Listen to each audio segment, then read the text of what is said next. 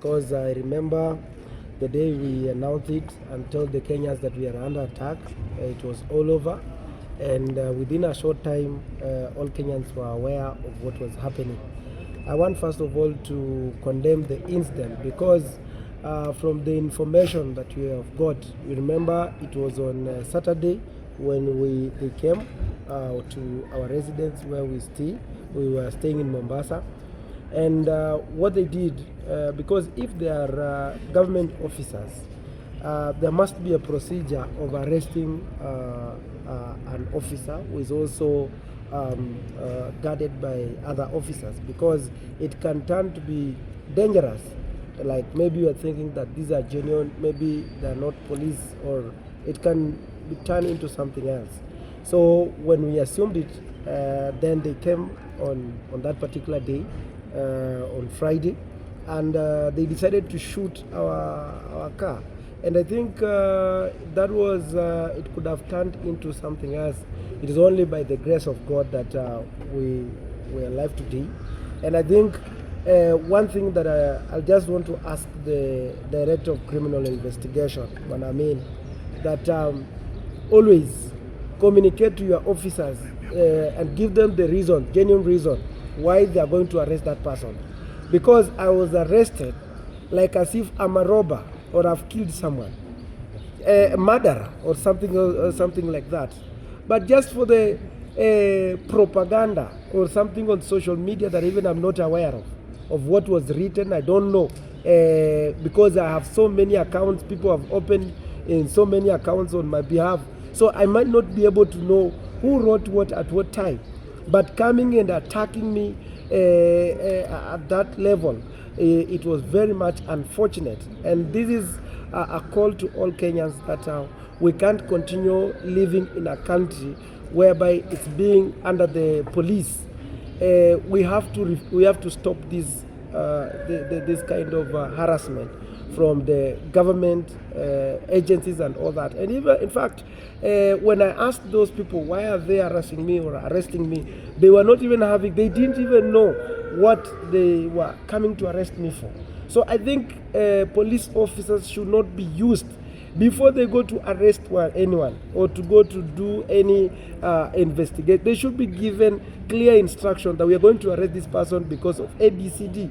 Because the way we were manhandled, the way it was a very bad, very much unfortunate, and no any other, and I will never wish to see any Kenyan treated the way we were treated that particular day. I want to tell the Director of Criminal Investigation that he should use his office appropriately. He should use and follow the law, because power is transient, and we know today we are being harassed. Today, I should not be mishandled the way they did, because I've announced my presidential bid, and I want to ask President William Ruto that I can only be the best president if as I'm going to win the president of 2027. I'll be the best because I will not harass him. It's only me who will not harass him. The rest of him, the rest will harass him. So he should treat me well, because you see, Kenyans can know, Kenyans can feel. He can even also tell that Kenyans they have already lost the trust, the hope in him. The young people have lost hope in him. In fact, what I'm doing today, I'm doing the best thing to walk and speak to the young people so that they should not lose hope. Because if they lose hope right now, they can even decide again to go and march to the State House and do crazy things. So what I'm telling them is that just to cool down, so that we get it and express their dissatisfaction at the ballot come 2027. We want to call upon the state, led by the head of state, to stop using agencies that are independent to fight against constructive criticism. They should face Salasya as a man, and if they have an issue with him, they can square it out on a national debate. But using the police to abduct people, young leaders, people who have shown interest in the liberation of their country is uncalled for. Arresting people on Friday was a colonial dictum, because you arrest on Friday, and you are aware that courts will not be available on Saturday, this arrest was basically to blackmail, to intimidate, and to ensure that Salasya tones down on his presidential bid, that he tones down on his criticism of government, which we urge our client to remain firm and steadfast. Was to face a similar circumstance. What will the public say?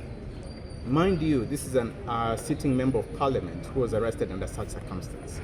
It's not a sheer coincidence that we are living in a place whereby we are dealing with state capture. It's very, very trivial, and it's very, very important that we have to stay steadfast, because any person can easily experience the same thing.